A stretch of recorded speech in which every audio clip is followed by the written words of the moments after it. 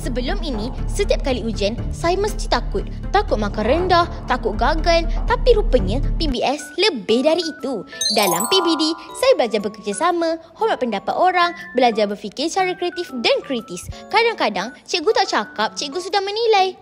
Melalui PHJSK, saya temui potensi diri. Saya belajar erti disiplin dan semangat. Dari TVPSS, saya belajar juga berani ke hadapan.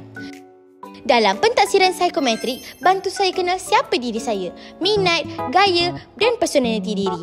Cikgu kata setiap murid unik. Dalam pentaksiran pusat, tiada jalan pintas. Cikgu kata setiap lembaran kertas ujian ini hasil titik pelus sepanjang tahun. Saya ingat projek ini, karangan yang saya baiki berkali-kali. Semua tu membantu dalam UASA. Cikgu kata PBS bantu murid berkembang. Saya lebih kreatif, yakin dan bersedia untuk masa depan.